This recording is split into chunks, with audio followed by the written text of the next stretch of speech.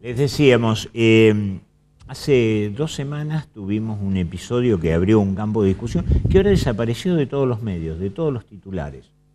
Prácticamente, bueno, pasó, se abrieron sumarios, hay un médico que está suspendido y hay una investigación abierta y no hemos discutido las cosas en profundo. Nosotros, cuando estuvo el doctor Chuchuy acá, le planteamos, porque en algún momento se habló mucho sobre la necesidad de un tomógrafo en el materno infantil.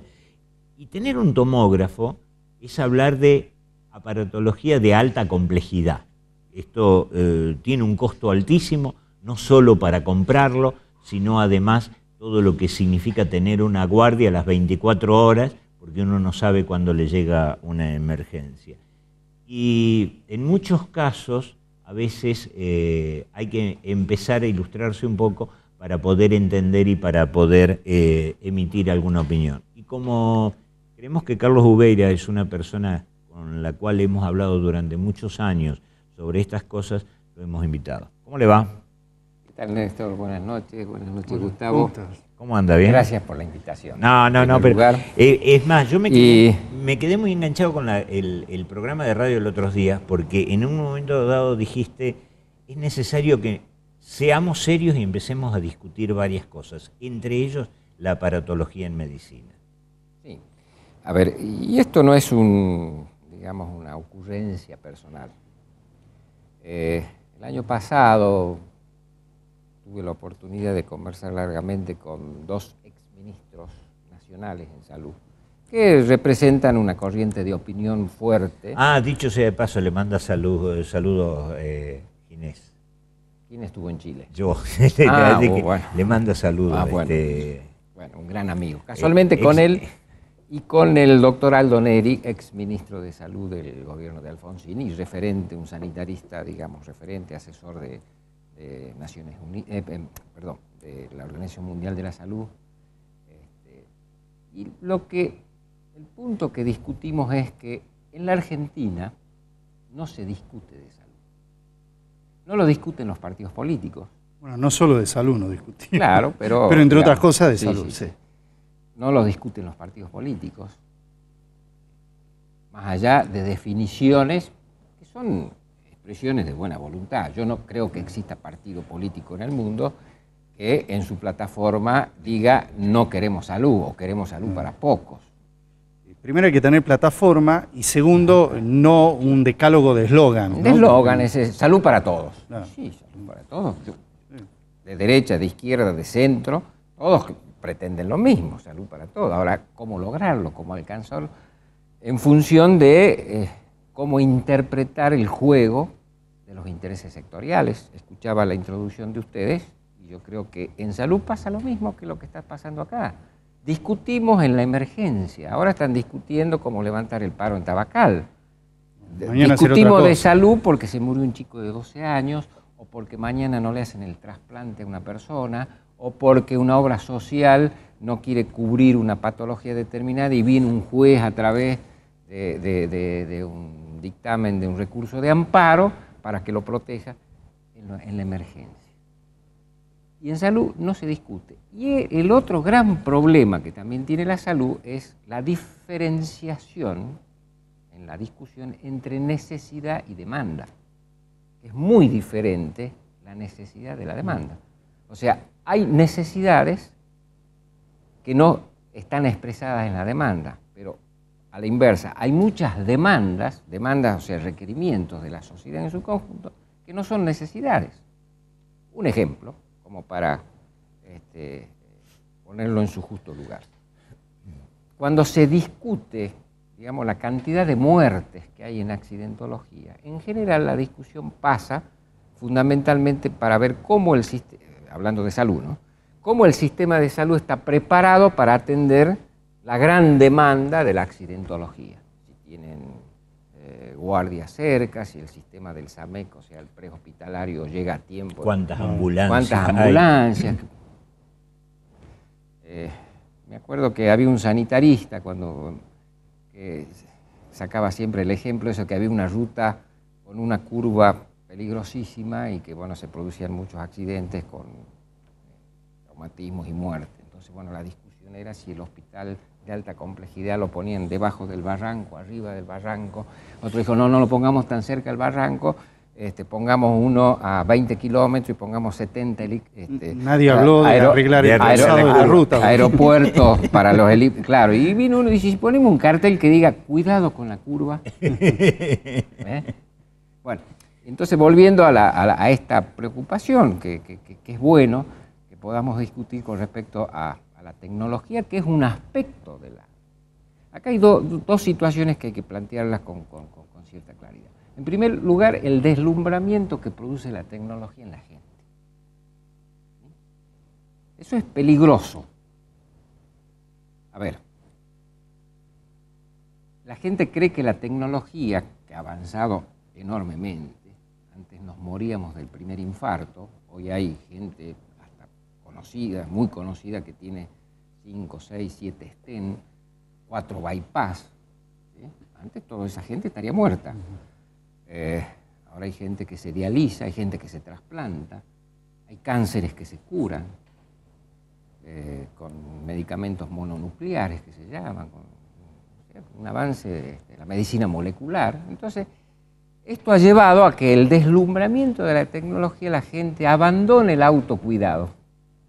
Cuando la herramienta más potente que hoy tiene una sociedad, ¿sí?, es el cuidado, el autocuidado y el cuidado colectivo. 44.000 muertes por año por cáncer de pulmón producido por el tabaco. Entonces, está bien, ahora ya hay aceleradores lineales que atacan la radioterapia en la célula y no toca el tejido circundante, digamos, fumando. Hasta que ya... Entonces, por un lado, ese es el riesgo, que la gente ve en la tecnología, soluciona problemas que se resuelven de una manera mucho más simple, mucho más sencilla. El 70% de las muertes en la Argentina son por enfermedades vinculadas al comportamiento humano. Cánceres producto del tabaquismo, cánceres producto de malos hábitos alimentarios, como el cáncer de colon, ¿sí? El alcoholismo que produce discapacidad, incapacidad y muerte, no solamente por la cirrosis, porque se asocia a eso. Si cruzamos la información entre la cantidad de muertos que hay por accidente de tránsito vinculado al alcoholismo, es terrorífico. Enfermedades como por hábitos alimentarios y por el sedentarismo, como es la obesidad, la diabetes, la enfermedad vascular, que el 43% de las muertes en la Argentina es por enfermedad vascular, todos vinculados a esto y alejados de la tecnología, ¿sí? Totalmente alejados. Entonces, primera, no digo conclusión, porque si no estaríamos como diciendo... Reflexión. Primera reflexión, sí. Cuidado con la tecnología. Tener una terapia intensiva en cada esquina del barrio, de la ciudad, de la comunidad, no nos resuelve el problema. Bien. El otro aspecto es cómo usarla, porque detrás de un tomógrafo, de un resonador, si hay un sistema que requiere... Cada proceso en salud requiere la intervención de un profesional altamente calificado. Es uno de los procesos de producción, si lo queremos llamar así, de mayor valor agregado que hay. ¿Qué sé yo? Porque un auto hasta de última generación tiene todo un proceso, pero no intervienen ingenieros mecánicos en cada tornillo. Sin embargo, en cada acto médico requiere un profesional. Entonces, siempre detrás de la tecnología hay un profesional, que hay que capacitarlo, hay que formarlo, ¿sí? Hay que actualizarlo. Y hay que mantenerlo en lo que se llama curva de aprendizaje, entrenamiento. Y acá viene a colación el ejemplo de que por qué no ponemos un tomógrafo en Cafayate, que está a 15 kilómetros de San Carlos, donde el chico se accidentó. ¿Sí? ¿Quién lo va a manejar? Están los recursos financieros. Hay voluntad política de ponerlo. Hay un lugar para ponerlo. Hay un lugar para ponerlo. Tenemos la plata para comprarlo. Exactamente. Tenemos la plata para pagarle a los médicos para que lo manejen. Bien, si lo ponemos al tomógrafo en Cafayate para atender, perfecto. Con el diagnóstico hay que derivarlo. Bueno, entonces pongamos un neurocirujano en Cafayate. ¿Cuántos eventos Van a requerir de un van a neurocirujano. requerir de un neurocirujano? Estoy seguro, absolutamente seguro, porque por la población que hay, que va a requerir, no sé, pero no creo que supere 20 o 30 casos por año, exageradamente. La curva de aprendizaje para que un servicio, un grupo, un equipo de cirujanos con calidad requiere no menos de 350, 400 cirugías por año para que tenga entrenamiento. ¿Qué Entonces, significa ¿qué va a pasar? curva de aprendizaje, Carlos? La curva de aprendizaje, digamos, a ver, ¿cómo lo podemos ejemplificar? Lo de los pilotos aéreos Pero que no es- pueden practicar una emergencia en el avión porque se harían de goma con el avión, van a un simulador. No van a un simulador. Lo que pasa es que no podemos tener a un neurocirujano operando cerebros de cerdo, de vaca, para mantenerlo, porque la anatomía es diferente, una serie de cosas. La curva de aprendizaje es el óptimo de entrenamiento que debe tener, porque si hay algo que se asocia trabajo intelectual más entrenamiento manual es el cirujano. ¿Sí? Hay otras especialidades que requieren un entrenamiento intelectual nada más, leer análisis, interpretar cuadros clínicos, pero un cirujano requiere entrenamiento. Y de hecho, ¿cuál es el entrenamiento, por llamarlo así? Los cirujanos, tenemos la vesícula, patologías que el apéndice, pero hay cirugías como la cirugía vascular y la cirugía neurológica que Muy requieren específicas. muy específica y un alto grado de entrenamiento. Entonces necesita, para tener calidad, para tener buenos resultados, requiere una N cantidad, a tal punto que esto está regulado por el Estado. Ejemplo, Francia, de lo que yo en este momento recuerdo, las maternidades que no atienden un parto por día, o serían 350, 360 partos al año, las cierran, porque el grupo de obstetras no tiene entrenamiento, de obstetras y pediatras, entrenamiento para brindar calidad. Con lo cual ya se introduce un elemento más. No podemos tener partos, digamos, en cada una de las esquinas. Podemos tener, porque no todos los partos, digamos, lo maneja un proceso fisiológico normal, pero digamos, servicios de alta complejidad requiere una N, una cierta cantidad de eventos que sucedan. Claro, si no, no resiste ningún sistema de salud. Y volviendo al anterior, No resiste y no hay calidad. Por eso en salud se dice que la sobreoferta aumenta el gasto y baja la calidad. En todo, no solamente en tecnología, sucede también en recursos humanos. De ahí viene la gran discusión, y acá voy a no poner el dedo en el ventilador, pero sí traer a la discusión si el NOA necesita o no una facultad de medicina. Yo una tengo facultad más, una porque ya facultad tiene una en más. Tucumán. Exactamente, una facultad más. Que es un tema para discutir largamente, en términos de que hay principios ideológicos que, a ver, el libre acceso a la universidad es la universidad laica, libre y universal es un principio al cual por mi pertenencia política e ideológica adhiero profundamente. Sería la reforma universitaria, pero tampoco nos convertamos en conservadores de la reforma. Cristalizarla en el siglo 1918. pasado, ya vamos a cumplir 100 años. Era una necesidad en ese momento. Algo cambió en estos 100 años. Y yo diría que algo ha cambiado. Y lo que más ha cambiado en salud es que hoy, un tema que no se discute en los países centrales, cuando hablo de países centrales no estoy hablando de Estados Unidos, que sí se discute, sino en países donde la presencia del Estado con su función de rectoría y de regulación es importante, como los países escandinavos, mismo Inglaterra, que tiene, en donde el rol del Estado es de absoluta regulación y rectoría en la planificación estratégica en salud. Cosa que nosotros no tenemos planificación Pero que hace estratégica. un gran hincapié en la prevención. Es decir, en todo el proceso que hablabas en la primera parte de la entrevista. Totalmente, pero eso lo hacen obviamente por una relación costo-beneficio, no solamente por una cuestión ética. Es preferible prevenir que curar, como principio, ¿no? Pero puede haber intereses de ciertos sectores que es Sí. mejor curar y no prevenir.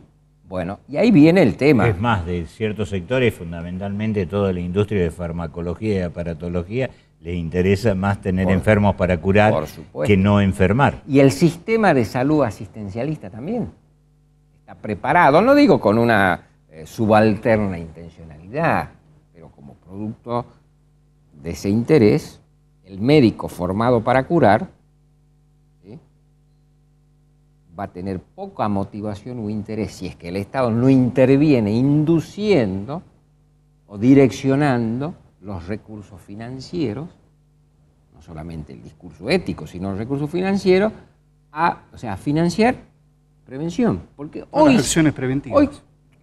hoy el sistema argentino, que está totalmente distorsionado, financia aparatología.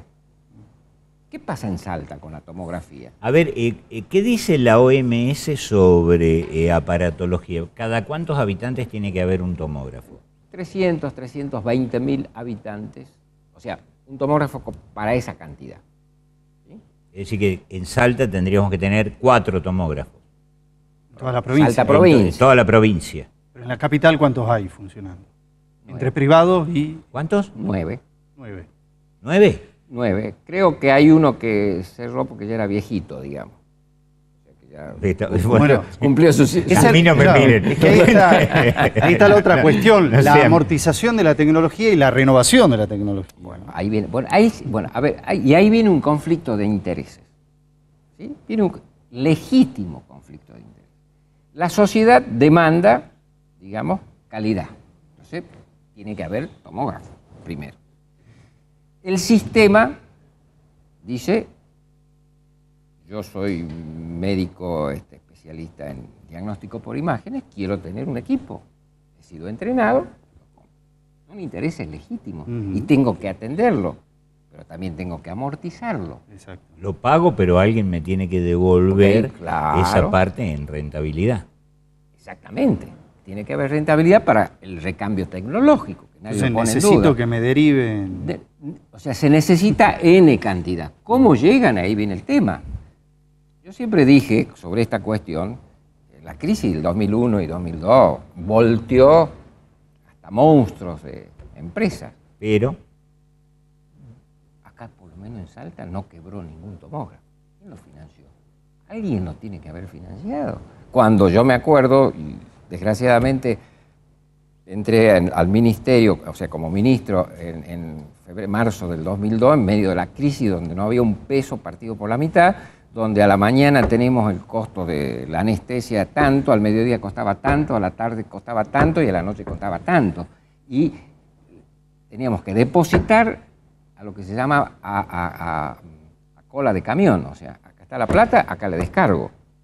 Y sin embargo, no hubo una situación que llevó a un endeudamiento, crisis. ¿te parece que hagamos una pausa y después nos decís quién lo financia y cómo funciona eso? Claro, porque ahí viene la cuestión. Sigamos, ¿Cómo? para meterle un poquito de expectativa, pero de todas maneras está interesante. En un ratito volvemos y vamos a ver si de 3 que necesitamos en la ciudad de Salta tenemos 9 tomógrafos. Después vamos a meternos más profundamente en otras cuestiones. No se vaya, Interpelados Televisión.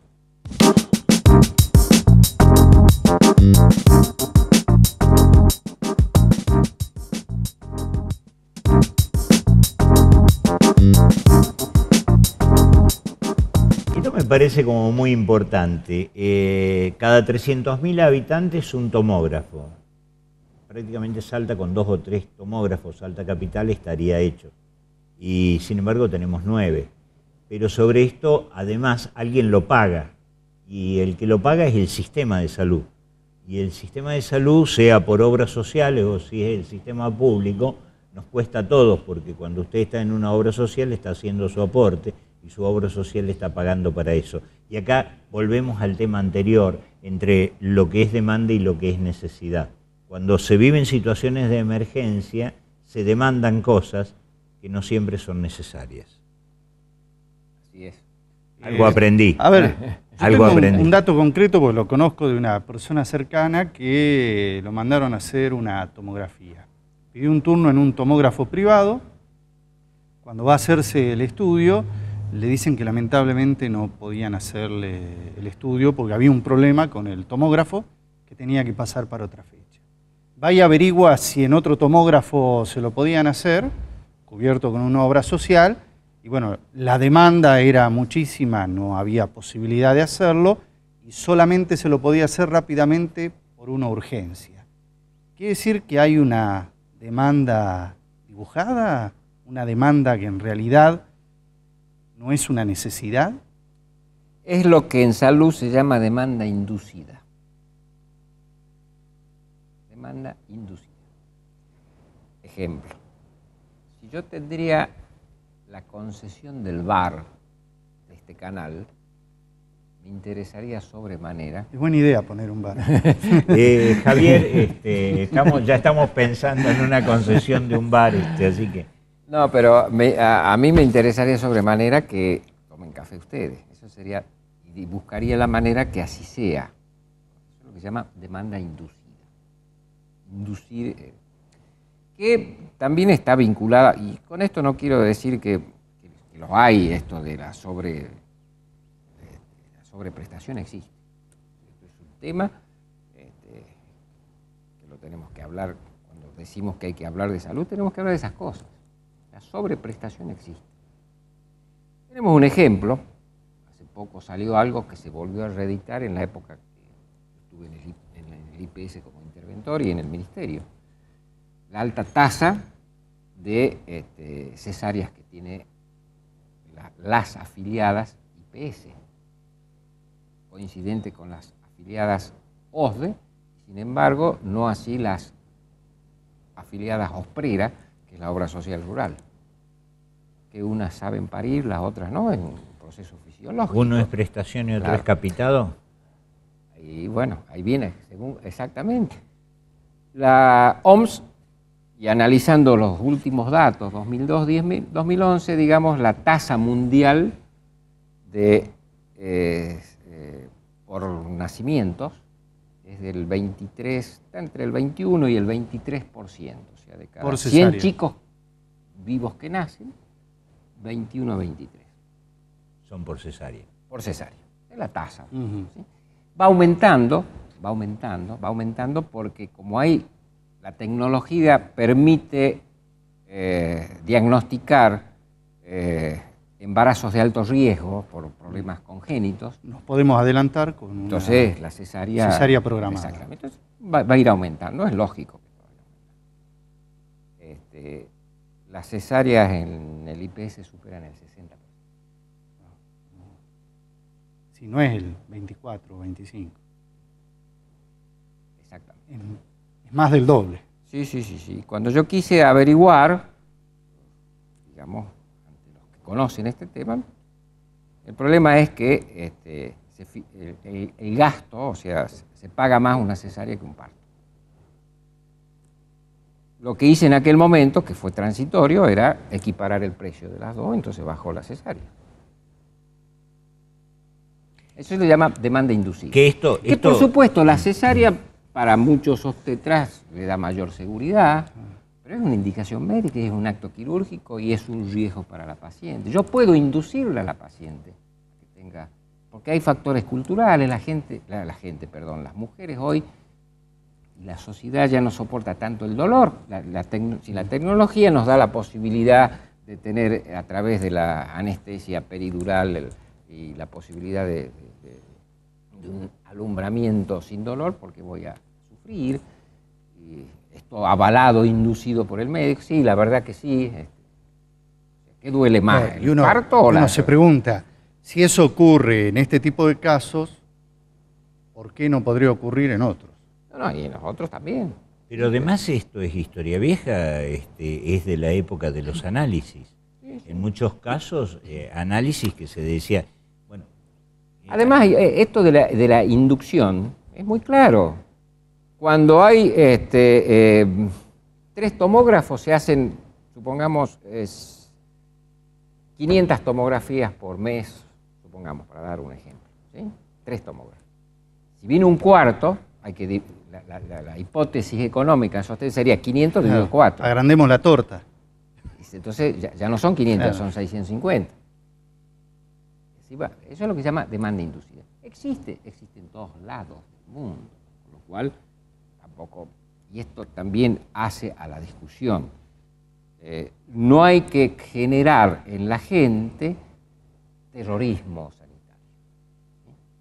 ¿Qué sería terrorismo sanitario? Decir, por ejemplo, que el nuevo hospital, ante la secuencia de últimamente 2 muertes, no tiene calidad. Yo no me animaría como profesional a hacer esa imputación, por 2 razones. Porque sería, digamos, una presunción que hubo 2 muertes, y generalmente en el sistema, ¿dónde hay más muertos? En los hospitales. En los hospitales, lógico. Esto viene a colación en la década del 60, año 61 concretamente, en una fuerte reforma de salud que hubo con un avance fenomenal del Estado en la regulación, hubo un paro en Inglaterra de médicos de casi 7 meses. Se atendió la urgencia, 7 meses de paro. Creo que fue uno de los paros más prolongados en la historia de los sistemas de salud. Bajó la mortalidad. Bajó la mortalidad. Claro. Y tenía su lógica. Que casualmente se levanta el paro cuando el gobierno, como una forma de presionarlo, decía, sigan de paro que se mueren menos. Claro, porque había menos cirugías.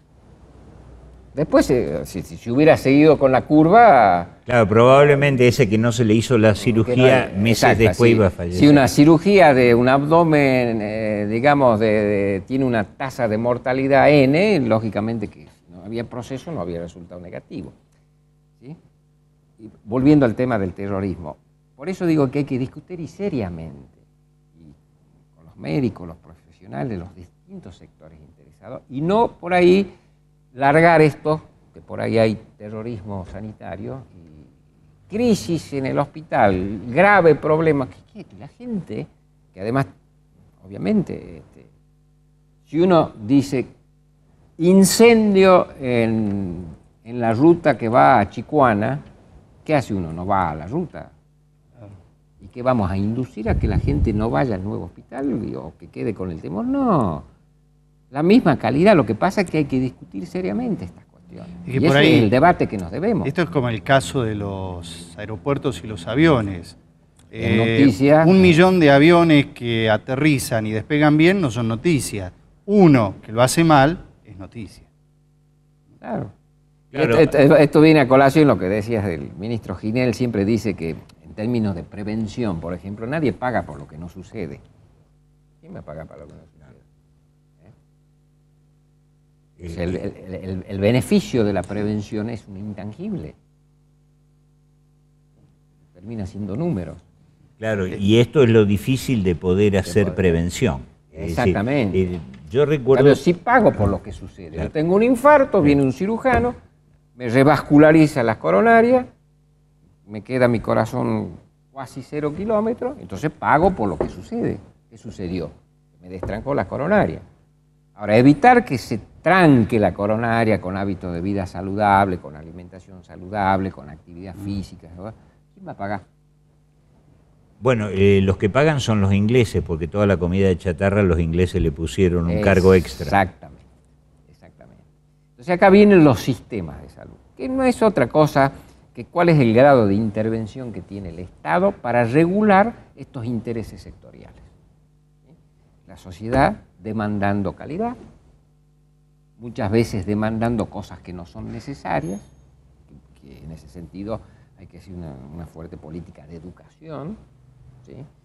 Hoy por hoy, si a mí, por ejemplo, me dirían que hay que salir a pedir, ¿qué tiene que salir la gente de los barrios a pedir? Sí, es cierto que los médicos estén en los centros de salud, que cumplan con el horario, pero a ver, una fuerte política de prevención y promoción de la salud, canchones deportivos, no solamente para los adolescentes, como una forma de socialización, para los adultos, para los de la tercera edad, sin que esto implique avalar el marco ideológico que contiene el gobierno de Cuba, pero uno va a Cuba y a las 6 de la tarde en todos los barrios sale la gente a hacer actividad física. Claro, no es necesario el gimnasio, el modelo gimnasio, en la calle, en la sino vereda, el modelo público. El modelo público, van en la vereda, En la se vía corta pública. el tránsito y están así. Conclusión, digamos, Cuba, y esto no es dicho en los discursos, en los largos discursos que nos tenía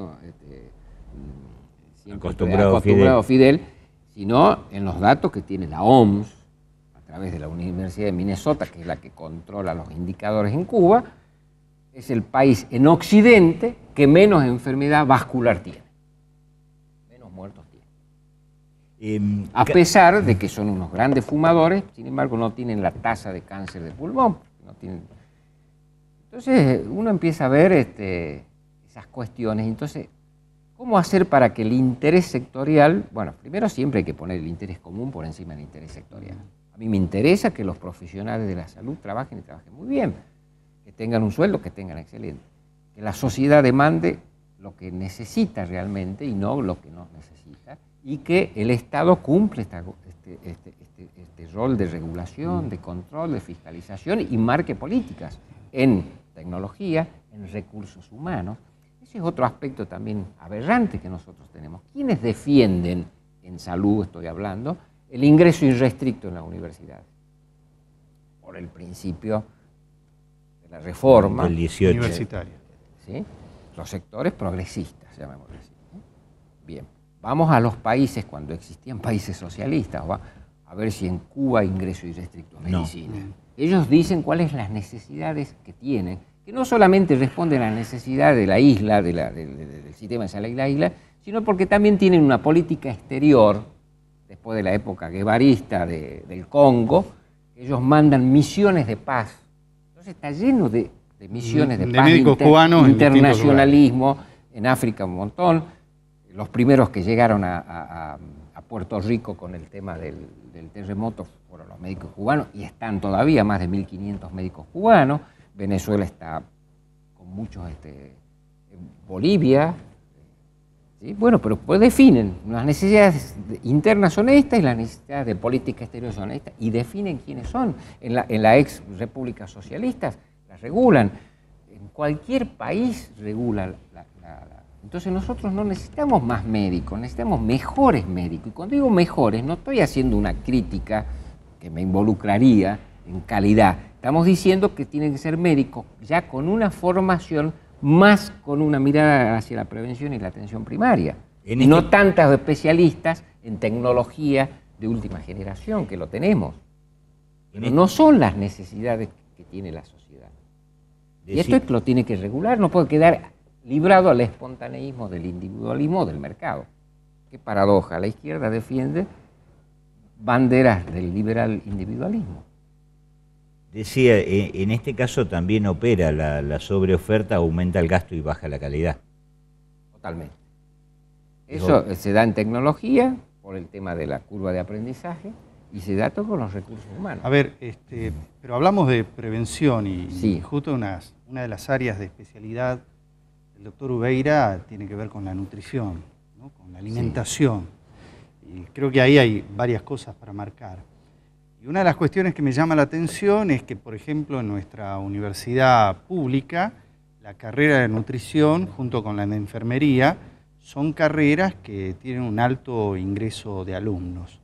Ahora, ¿cómo se los forma a los nutricionistas si se los forma también con esta necesidad de prevención? Y si trabajan en los hechos previniendo este tipo de cosas. La formación académica de las nutricionistas, de las licenciadas en nutrición, es incuestionable, es de calidad. El tema es después quién los absorbe laboralmente y para qué función. O sea, dónde está el salario puesto y en qué interés. Ahí faltarían las políticas de Estado sobre prevención. Exactamente. A mí me gustaría más nutricionistas, no en los consultorios de los grandes hospitales, sino en los centros de salud. Y me animaría a decir más, en los comedores escolares. En las escuelas. En las escuelas, en los comedores comunitarios. Inclusive el tema de los comedores hay que revisar, ya basta de los comedores. Volvamos a la familia, que se coma en familia. Que ahí es la matriz educativa y no en los comedores. ¿Sí? Todos nos acordamos de nuestro padre, de nuestra madre, sobremesas. ¿Sí? O sea, volver al núcleo familiar, dejar de financiar desde el Estado. Eso, no digo que no haya que hacerlo, hagamos asistencia, pero que los chicos coman en sus casas. Pero bueno, ¿dónde los quiero o las nutricionistas? En esos lugares, pagándole el sueldo. O sea, el sistema va donde está la plata. Entonces, si el Estado tiene capacidad de regulación, pongamos la plata, los recursos, la voluntad política, en prevención, Pero a ver, y acá viene otra cuestión. El político, naturalmente, y es lógico que sea así, que tenga un oído en la demanda, en lo que pida la gente. Es lógico que sea así, porque busca el voto, y es lógico, ¿o no? Sí. Pero muchas veces la gente no demanda lo que necesita. Claro, ahí viene. Y la otra cuestión, ¿sí? El tema de la prevención, los resultados, ¿cuándo se ven? En el año 98, yo siendo director de... Sí, para la próxima elección no me sirve. Claro. Y para la siguiente tampoco. Bueno, entonces dejémoslo, vamos a otra cosa. En el año 98, siendo yo director del Hospital Oñatibia, vino a la Argentina uno de los más grandes expertos del mundo, Frank Vinicor, expertos en diabetes, era presidente de la Sociedad Americana de Diabetes, pero además director de uno de los centros de prevención de enfermedades crónicas, que es un organismo estatal que se llama CDC en Estados Unidos. Entonces, con una fuerte visión no asistencialista, sino de prevención. Yo lo solía encontrar en los congresos internacionales y él me identificaba que vivía en Salta, entonces era Salta, Tren de las Nubes, era su asociación. Su asociación. Salta, Tren de las Nubes. Ubeira en las nubes. Sí, Ubeira en las nubes. Entonces viene a dar... No eran las nubes de Úbeda. No eran las de Úbeda, eran las... Sí. Ni la nube de las TIC. Claro. Entonces viene a dar una conferencia a Buenos Aires y bueno, los de la Sociedad de Diabetes, vinculados obviamente con nosotros, me avisan, va a venir Frank Vini, ¿qué es posible llevarlo a Salta? Por supuesto, no a dar una conferencia, llevarlo al Tren de las Nubes.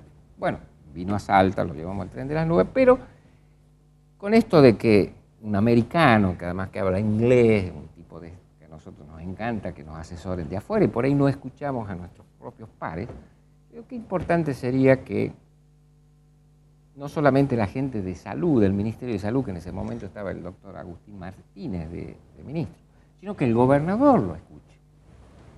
Porque el tema de prevención suena a estrategia de país pobre. Como no tenemos recursos para hacer hospitales, para tener tomografías de última generación, y bueno, hagamos prevención, y no es así. Si no, preguntémosle a Obama por qué hizo la reforma. Hacemos prevención para ser ricos. Exactamente. Qué importante sería que en ese momento estaba el gobernador, creo que era el primer periodo del doctor Juan Carlos Romero. Bueno, gestiono y se concreta la audiencia con Romero. Bueno, entusiasmadísimo el gobernador porque hablaban en inglés y en un momento el gobernador con algún grado de suspicacia le pregunta, bueno, pero si lo tienen tan claro en Estados Unidos esto de la prevención, ¿por qué no lo hacen? ¿Sí? Entonces, que hablaba un castellano muy atravesado, para que entienda, porque había algunos interlocutores en esa reunión que no hablaban inglés, dice, señor gobernador, dice, lo que pasa, dice, que la prevención es beneficio a 10, 15 años y las reelecciones son cada 4. Toda una definición. Está bien. Ahora, ¿cómo resolvemos esta ecuación? Que cambiando políticos que miren a largo plazo es muy difícil porque la sociedad, lo que tenemos que ver es que la sociedad demande políticas a largo plazo.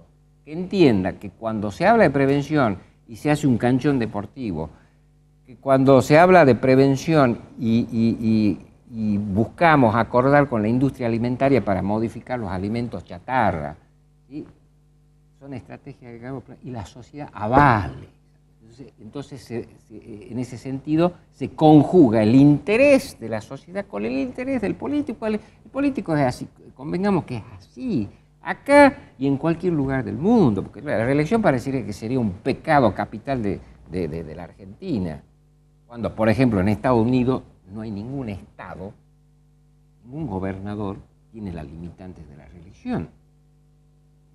El limitante es el presidente, pero... Entonces, a lo que voy es, si la sociedad interpreta, y es ahí donde tenemos que trabajar, la sociedad interpreta cuáles son las necesidades de ellos. Cuando entienda eso, la clase política rápidamente va a jugar en esa dirección. Carlos, nos quedan 3 minutos nada más. Esto de la prevención en la atención primaria de la salud está incorporado. ¿En qué cambió atención primaria de la salud en los últimos 30 o 40 años? ¿Ha tenido cambios? Sí, sí. O sea, digamos, acá hay un hito, que fue una reunión a nivel mundial en el año 78 en Alma-Ata, una ciudad de uno de los países del área soviética, Kazajistán. Es el país más grande de los que quedó desprendido. En Kazajistán hay una ciudad que se llama Alma-Ata, se juntaron la Organización Mundial y establecieron la estrategia de atención primaria. Se han incorporado muchos conceptos nuevos.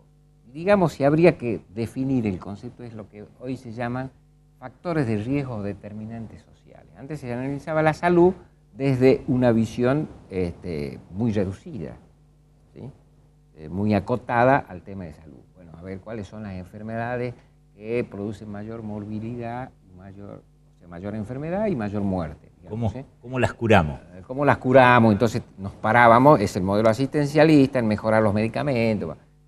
Después empezó a aparecer lo que se llaman factores de riesgo corregible. Entonces dijimos, bueno, pero parece ser que el infarto que mata es porque tiene el colesterol alto. Trabajemos sobre el colesterol, desarrollamos medicamentos espectaculares para el colesterol. Ahora ya estamos en hábitos de vida. Ya estamos, modifiquemos los hábitos. ¿Y eso es APS también? Por supuesto que sí. Es que APS tiña todo el sistema. Un ejemplo, ¿se puede hacer atención primaria o prevención en un quirófano? No, ¿cómo vas a hacer si ya el tipo... Sin embargo, sí. Claro, la alta tasa de infección intrahospitalaria, no en nuestro país, en el mundo, hasta fines de la década del 90, estuvo vinculado a la forma en que se lavaban las manos los cirujanos. Lo ideal es que termine ahí, pero se empiece en la casa y en la escuela, con nutricionistas y especialistas. Exactamente. Y eso es el gran debate y la gran discusión que nos debemos como sociedad. No esperemos del sector, como sociedad. Muy bien, muchas gracias, Carlos. Gracias por haber venido. A mí me queda una reflexión y después no sé si a Gustavo, pero recién Carlos hizo una referencia. A Obama la reforma de salud le ha costado un prestigio político impresionante y todavía no la pudo llevar a cabo. Para algunos le parezca que estos son temas triviales, son los temas fundamentales que debemos empezar a superar si queremos tener una salud pública de calidad. Yo te voy a llevar un poquito de equilibrio, ¿no? También tuvo sus problemas y tiene sus costos un republicano, que si bien está muy cerca de los demócratas, es el alcalde de Nueva York, Bloomberg, con su decisión de acotar las medidas, especialmente de las bebidas gaseosas, y que tuvo críticas no solamente de sectores de la industria, que en definitiva lo tomaron o lo aceptaron, sino de aquellos que defienden la libertad a toda costa, ¿no? La libertad que excede los límites del propio respeto a uno mismo y al otro. Creo que también vale para reflexionar. Nos encontramos la próxima semana en Interpelados Televisión. Gracias.